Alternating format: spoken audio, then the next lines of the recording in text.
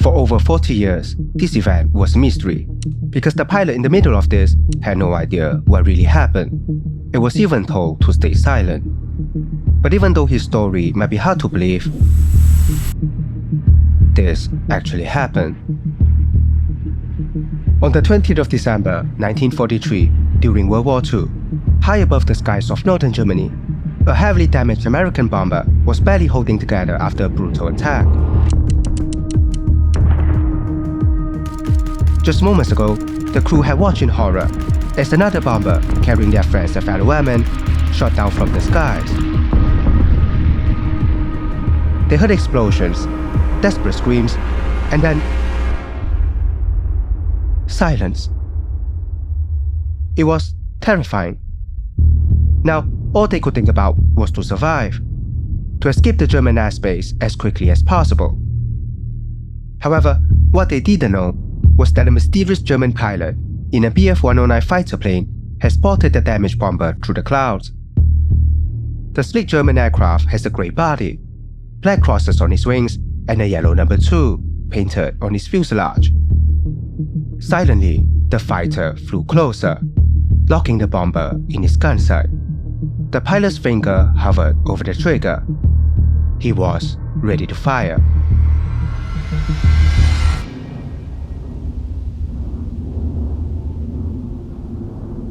Now, the heavily damaged American bomber in the crosshairs was a B-17, a rugged aircraft that was nicknamed Ye Olde Pub by its crew, a name that is also painted on its nose. The plane carried 10 young crew members, led by the 21-year-old pilot, Charlie Brown.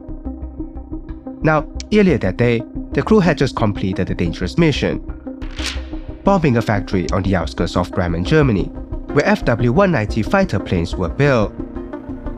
This was one of Germany's most advanced aircrafts, making the factory an important target for the Allies.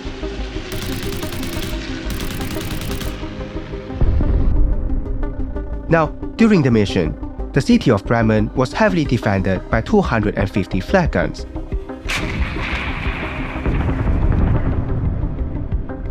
Which are powerful cannons built to destroy planes.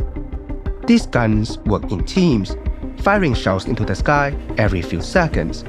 The shells exploded at different heights, filling the air with deadly shrapnel.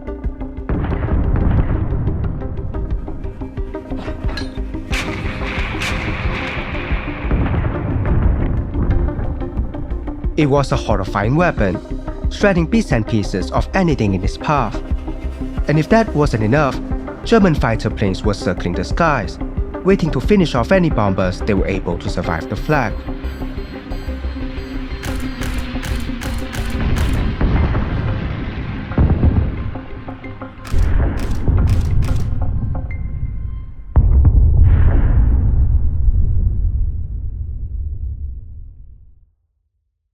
Now, at this time, after the mission, the American bomber Ye Olde Pub was in a desperate condition. The crew believed they had escaped the enemy fighters. Well, at least for now. But their plane had been badly torn apart by Flak Guns and relentless shell fires.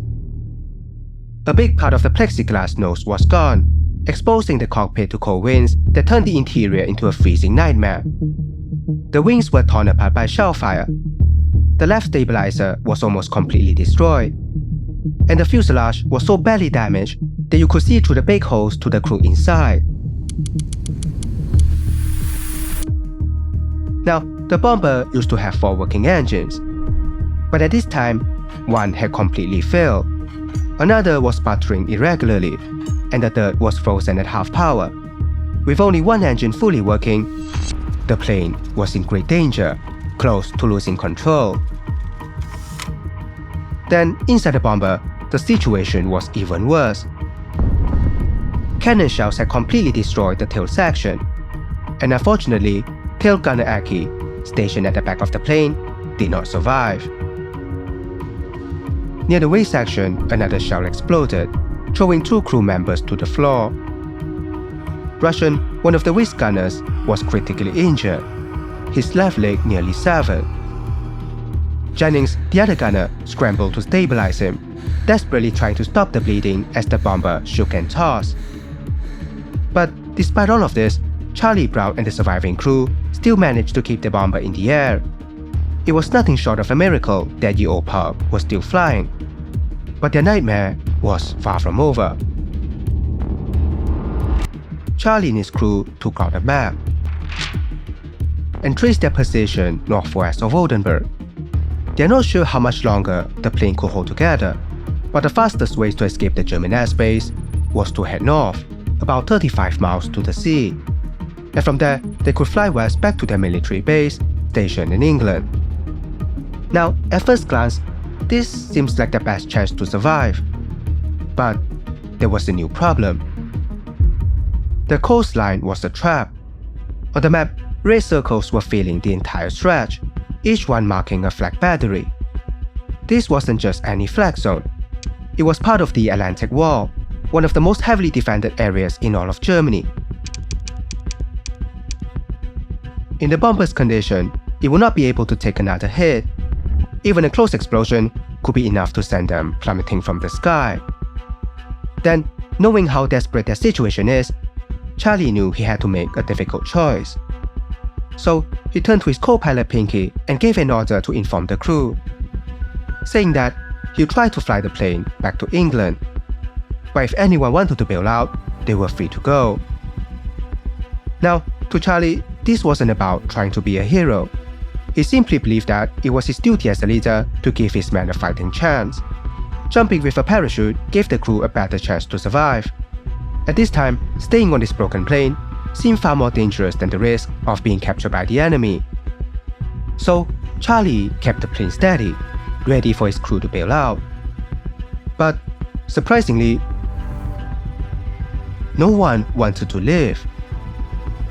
As it turns out, the crew knew that their friend Russian was heavily injured and would not survive the jump. All of them refused to leave anyone behind, so everyone chose to stay.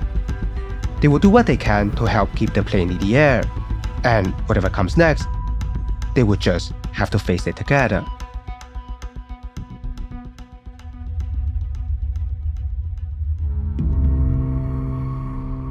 Meanwhile, a mysterious German fighter plane spotted the crippled bomber from far behind. The pilot carefully flew closer to the slow, battered aircraft. He lined up his gun sight on the tail gunner's position, knowing that the bomber could have two powerful guns aiming back. The German pilot squinted, his eyes locked on the tail. He pressed his finger closer to the trigger, expecting to see a flash of gunfire from the tail position.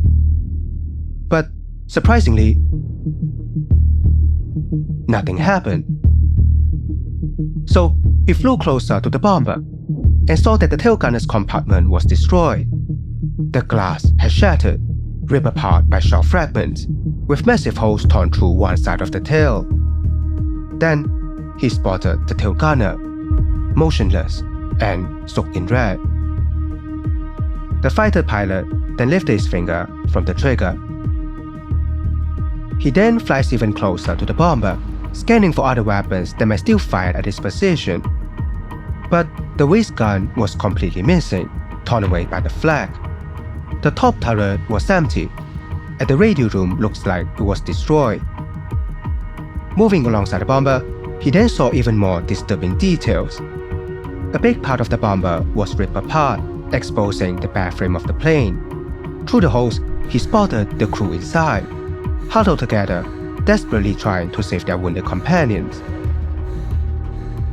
The German pilot then moved closer to the cockpit and saw that beneath the bomber, a ball turret gunner tried to aim in his direction.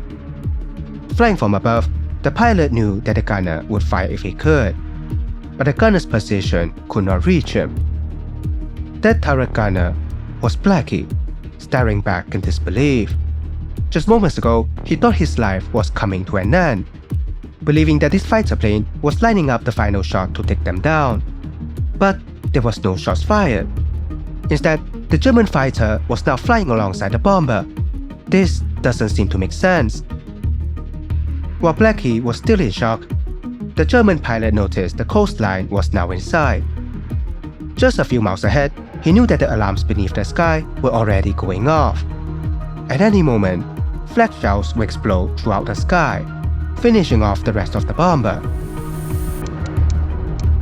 Now, for the German fighter, the most logical thing to do was to turn back before the explosions and to avoid being caught in the crossfire. But interestingly, the fighter pilot continued to stay. Flying alongside the plane, he looked into the bomber's cockpit. At this time, the co-pilot seat was empty, and the pilot, Charlie Brown, was gripping the controls. The mysterious pilot waved at him, trying to tell him that they were running out of time. But Charlie was staring straight ahead at the white coastline. He knew that the flak cannons were waiting for them, ready to fire at any moment. He nervously leaned forward, keeping an eye on engine 4. Then he looked over to the co-pilot's window and…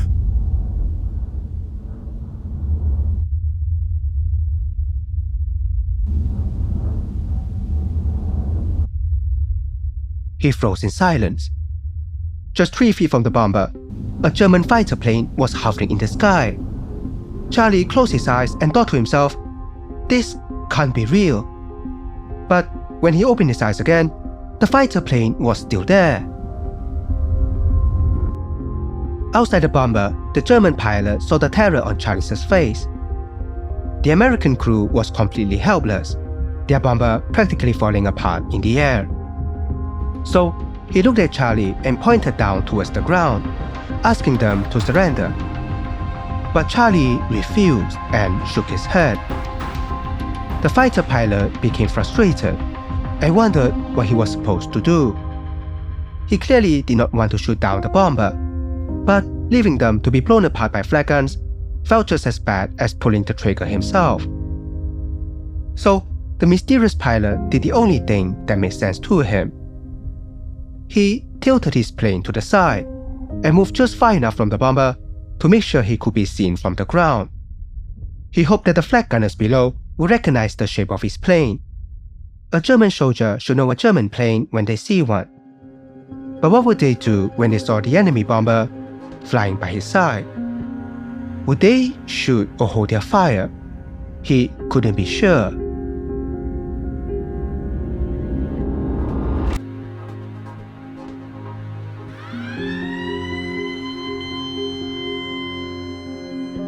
Meanwhile, along the Atlantic Wall, the German army ran to their flak guns. But when they saw the two approaching planes, they could not understand what they were seeing. A German Bf-109 fighter plane was flying next to a massive American bomber. The formation made no sense. For a moment, no one knew what to do. Then, a battery commander shouted an order to hold their fire. As the two planes passed by above them, the men stood frozen, watching silently. They couldn't believe what they were seeing. The little fighter was flying next to the struggling bomber, escorting it out to the Great Sea. The whole thing was unreal, almost otherworldly. The gunners kept watching while both planes slowly faded into the sky. No one said a word, but they all thought about the same thing. It looked like the German fighter was guiding the bomber home.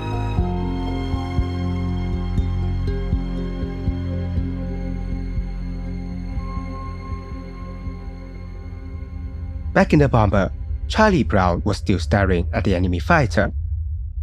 He hadn't even noticed that they had actually passed the Atlantic Wall without a single shot fired. It wasn't until he saw the open sea below that he realized they were still alive and had clearly left the danger zone. But Charlie Brown was still afraid.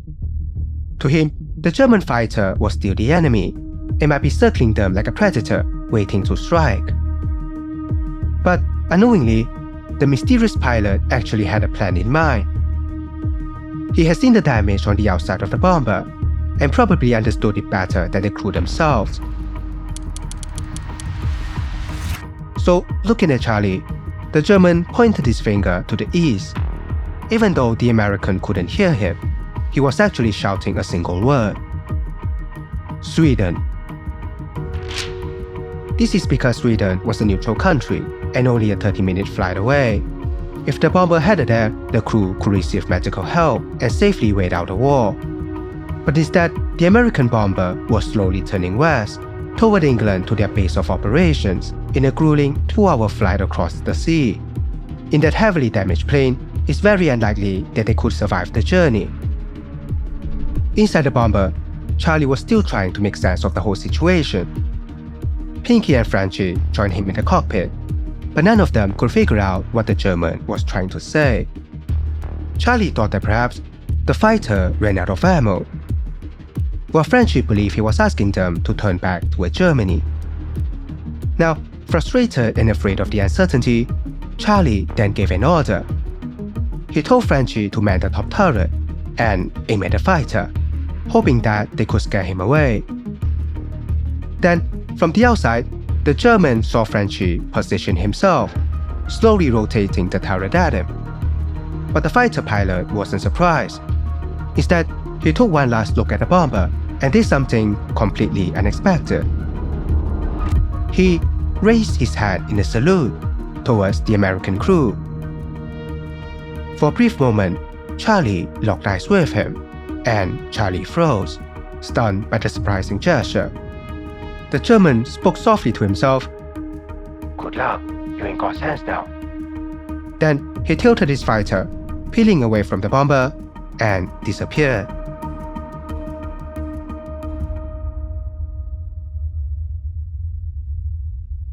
Later, Blackie, the ball turret gunner, made his way to the cockpit, wanting to report what he saw. When he got there, Charlie, Doc, and Pinky were already discussing the mysterious fighter.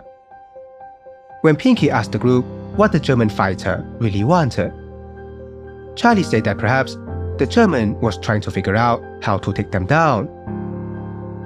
But Blackie disagreed. From his position, he had seen something else entirely. The German never attacked. Instead, he had raised his hand in a salute, almost like a sign of respect. Charlie fell silent. The memory of the salute was frozen in his mind. He still didn't know the German's name, what he had done, or what he truly wanted. But one thing was clear. Whoever he was, his enemy was a good man. However, what Charlie couldn't have known was that fate had decided they would meet again.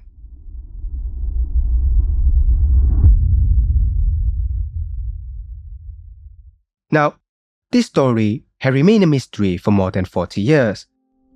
But today, we now know that the German fighter pilot was Franz Stigler. And how we came to know this is a remarkable story on its own. So, back in 1943, Franz Stigler was a lieutenant in the German Air Force. But by then, the war had completely changed how he saw the world. He had lost many of his friends, including his older brother, August, who did not survive the war. Raised in a Catholic family, Franz Stigler would carry a set of rosary in his pocket as a quiet reminder of his faith in a time when everything around him was chaos. Now, right after the encounter with Ye Olde Pub, Franz Stigler was heading back to his base. He thought about the badly damaged American bomber, believing that it's very unlikely for them to make it back to England. The chances of the crew surviving was really small, and their plane would likely end up crashing into the sea. Yet, Franz Stigler had chosen to let them go. But he also knew the consequences of his actions. By letting the bomber escape, he had committed treason, an act punishable by execution. In fact, the risk was so great that he knew that he couldn't tell anyone, not his commanders, his comrades, or even his closest friends. What happened that day had to be kept a secret, one that he was planning to carry for the rest of his life.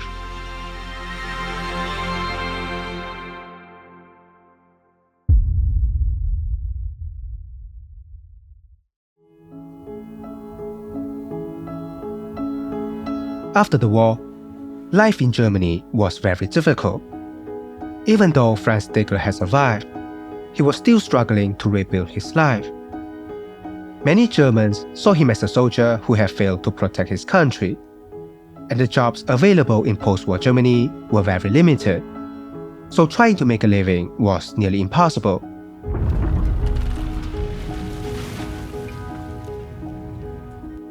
Franz Stigler was desperate to start a new life, so he accepted an offer to move to Canada to work on the production of a new fighter plane, the Canadian CF-105 Arrow. But unfortunately, after he moved there, he was told that he was not allowed to work on the project due to his past as a German officer. So he then moved to a remote island and found a job at a logging camp, working as a diesel mechanic repairing trucks. Even though the work was tough, he enjoyed it. After all, it was far away from the war. And for the first time in years, he finally found peace, living a quiet life. But more than 40 years later, another miracle began to unfold. In Florida, Charlie Brown, the pilot of the American bomber, also survived the war. Now, in his 70s, he was living a peaceful retirement. But every now and then, he would think about what happened in 1943. There are so many questions that haunted him for decades. Who was that German pilot, and why would he let them go? In 1943, it was a miracle that Ye Olde Pub even made it back to England. But when Charlie and his crew reported what had happened, their superiors refused to believe them, and had even told them to stay quiet. A German fighter escorting an American bomber doesn't seem to make any sense. They were concerned that a story like this would spread the wrong ideas about the enemy, especially during the height of the war. So Charlie and his crew were forced to stay silent. However, Charlie never forgot the memory of the German pilot salute. Then, in 1990, wanting to search for answers, Charlie found out that the German had a newsletter called Jägerblatt. It was the official publication of the Association of German Fighter Pilots, which served to connect both former and current German aviators. So Charlie wrote a letter to the editors, describing the encounter as he remembered. A single Bf-109 fighter plane flying next to his damaged B-17, holding formation instead of firing. Charlie provided the time, place, and some details about the event. But he also held back some important information, like the further damage of his plane, the loss of his tail gunner, and some other facts that only the real German pilot could know. This was his way of testing any responses. Then he signed off the letter with his address in Florida, not knowing what to expect. A few months later, thousands of miles away, Franz Stigler, now 70 years old, opened his mailbox and pulled out the latest edition of Jägerblatt. He was just expecting to see the usual updates, news about his friends, who were still around and who had passed away. But on the 18th of January 1990, as he flipped through the pages, he was stunned to see something completely unexpected. It was a search notice from Charlie Brown. There were the details, the time, and the location. There was no mistake. It was his fighter, his encounter. After all these years, the pilot of the B-17 was still alive and was still searching for him. He got so excited that he grabbed his typewriter and wrote back immediately. For years, he had wondered what happened to the American bomber. He shared how happy he was to hear the bomber crew had made it home alive, and suggested that perhaps, someday, they could finally meet again.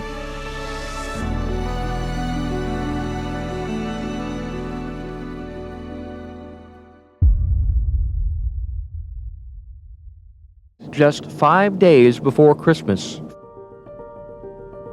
Franz Stigler saw his enemies as fellow men. He never fired his weapons.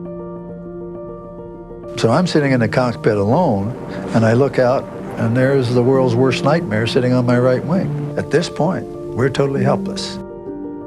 In this case, as I saw this tail gunner is bleeding profusely, so I couldn't shoot. Charlie, would you like to come up here and escort Franz Stigler to the microphone here? This certificate has been presented to L. Franz Stigler in appreciation of his compassion and chivalrous action.